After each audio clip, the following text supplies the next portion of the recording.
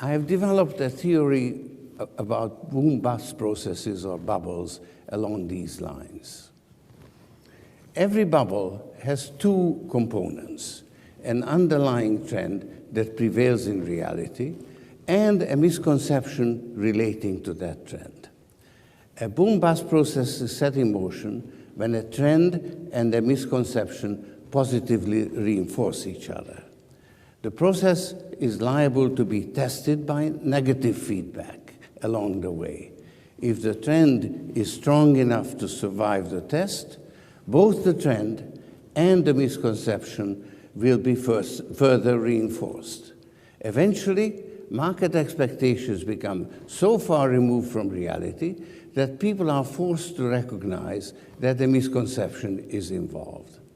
A twilight period ensues, during which doubts grow and more people lose faith, but the prevailing trend is sustained by inertia.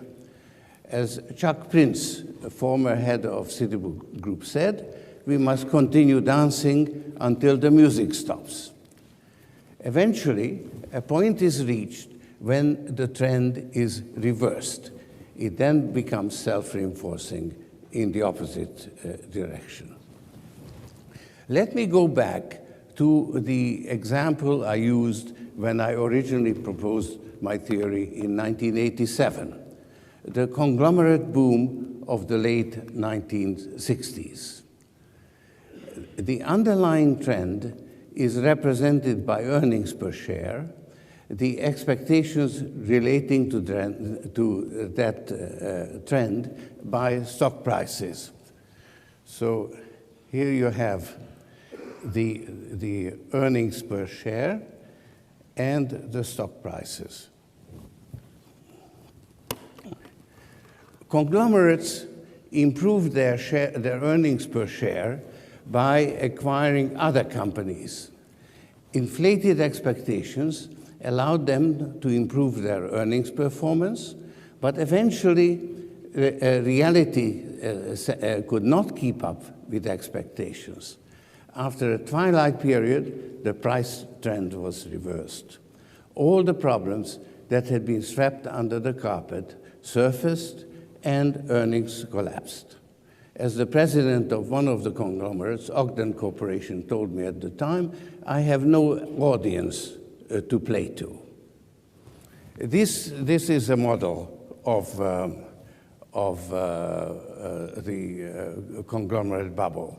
The charts of actual conglomerates, like Ogden Corporation, closely resemble this chart.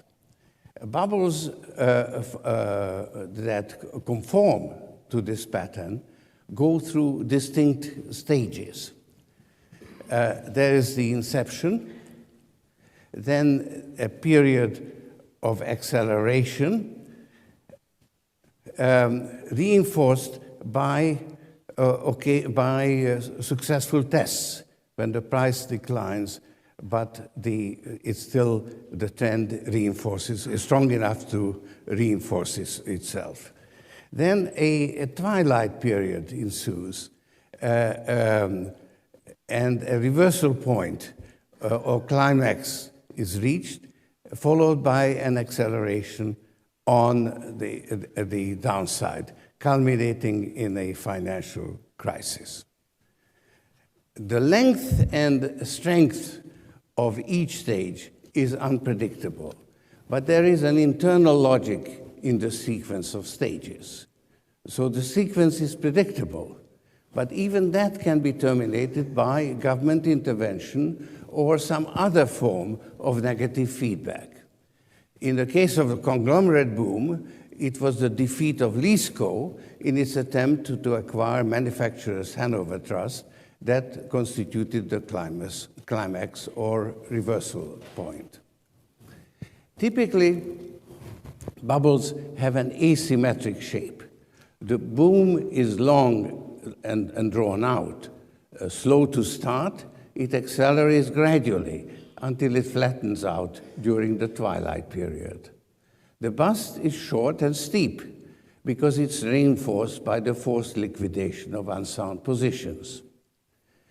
disillusionment turns into panic, reaching its climax in a financial crisis. The simplest case is a real estate boom. The trend that precipitates it is that credit becomes cheaper and more easily available.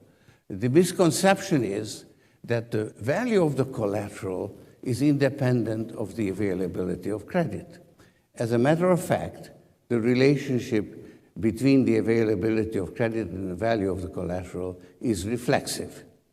When credit becomes cheaper and more easily available, activity picks up and real estate values rise.